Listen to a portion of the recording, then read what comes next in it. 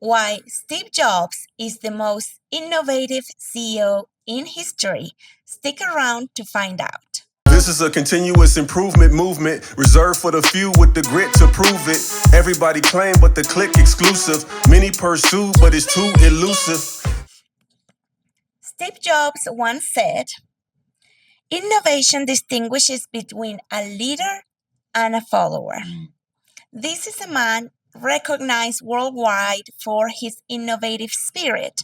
He started Apple, or co-founded Apple, with Wozniak in 1976 and built it to be like a 300 billion company.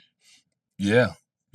300 billion. And I think I heard a few years ago it was approaching $1 trillion. It might be more than $1 trillion now, but yeah. How crazy is that? Yeah, $1 trillion company. You don't see those often. You don't see those often.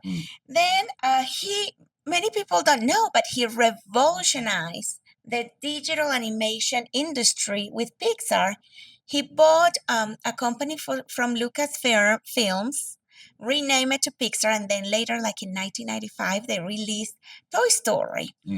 And massive success. Massive success. So millions of kids around the world can thank good old Steve Jobs for keeping their Netflix accounts full of animated movies and videos. Yes. It was so successful that Disney, Steve Jobs bought this company for $10 million from Lucasfilm. I know. And then Disney bought it in 2006, like for 5.7 billion, something like that. Jeez. Wow. Yeah. This man is, again, a money printing machine. Yeah, right? Everything he touches turns to gold. Yeah. So, Calvin, what do you think is his secret sauce? All right. So I'm gonna caveat this. I'm gonna say what I'm gonna say, and I know what you're gonna think, but give me a chance to explain, okay?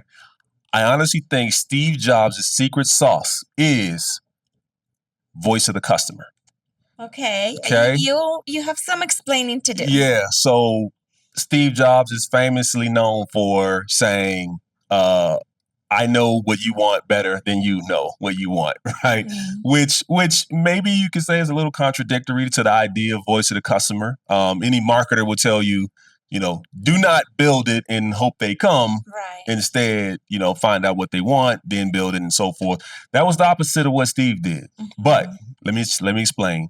I think what his innate God-given gift to humanity was the ability to deeply, deeply, deeply understand what people wanted. And he understood what they wanted even before they understood what they wanted, right?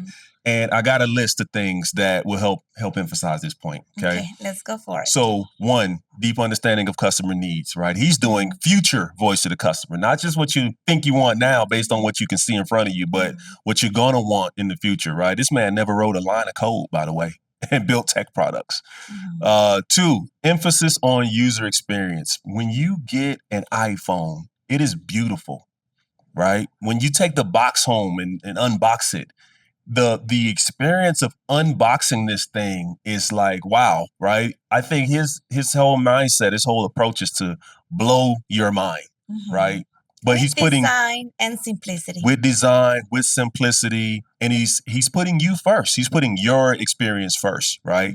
Attention to detail. Again, the design of Macs versus the old PCs, right? The design of iPhones versus Blackberries and Nokia flip phones, right? Game changing. Listening to feedback. I know he doesn't get a lot of props for this one, but if you look at the history of how the iPad developed, right? They introduced a model, took a lot of customer feedback, came back, introduced a new version, right? Took the feedback, incorporated, released a new version so you can see the PDCA cycles there. And by the way, Steve Jobs is a big fan of continuous improvement, Lean Six Sigma, and all the rest. Creating an ecosystem, right? If you buy an iPhone and you buy a bunch of Apple products, they all sync up really well, right? And he kind of introduced that to the market too. It created a culture. It created a culture, a tight integration of different technologies. The retail experience, the Mac store. Mac store, yeah. Right? Very aesthetically pleasing. Again, creating an a user experience unlike anything that you can find anywhere else, right? A couple other ones, you mentioned simplifying complexity, while the others are trying to baffle you with brilliance and lights and all these things. And what he said is, let's make this so extremely simple. In fact, I think he was the one that introduced the graphics on the computer. I know, Right? yes. He made it usable for the public. He brought the mouse. And Right. with the iPhone, he got rid of that keyboard. You remember how long it used to take us to To send send- a text message? Yeah, I know, right? Remember to press 5 3 times to get an L, right? Yeah, exactly. Thank you, Steve, for that. And then just marketing and storytelling. I think it all just adds up to him truly putting the customer first and saying, what is the maximum value that we could bring you? And that's why I say his secret sauce is voice of the customer. I have to agree. I have to agree. Yeah. Even Because when I first heard voice of the customer, I was like, wait a minute. Yeah, I know. He just put his vision out there. Right. But he was thinking of the customer. It's true. It's true. And it just like a lot of people we spotlight on these episodes, these are people who have a vision for the world and a vision for themselves. And I don't think, perhaps money is a motivation for them to some extent. That's what money's for, as a system, is to motivate, right? But I think they really see that they need to take everything that is within them and create value for others. And I think when people are oriented that way, it shows through. And I think with Steve Jobs, it certainly shows that he had a strong mindset to not only create wealth for himself, but to create value for others in exchange. Well, he was the one that used to say, and I might be paraphrasing here, that the person who was crazy enough to want to change the world was the one to actually change The ones it. who actually did it. Yeah, absolutely. And that's risk taking, right? You gotta wanna, most people just go about their days trying to get what they need, and that's that's as far as it goes. But here's someone who said, let me give you what you need, even if you don't know you need it yet.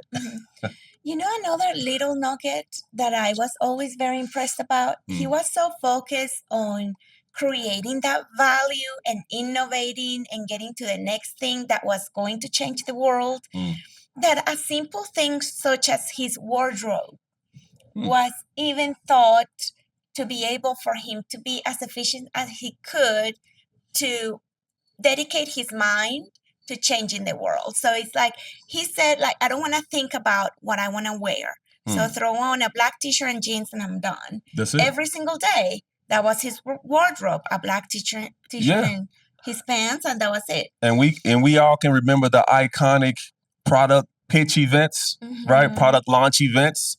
And he's there wearing his black t-shirt and his black pants, right? It's That's easy. I don't want to dedicate any of my mind to thinking about what color shirt I want to wear today, right? I am just going to focus on changing the world. So powerful. Can I get a couple of black t-shirts? I think you look good in I need black. some more brain power to change the world. That's fair enough. Yep. I think he embodied the spirit of Kaizen. And continuous improvement. Yeah, absolutely. Yeah. So thank you so much for participating today. Let's get better every day, and we'll hope to see you again tomorrow.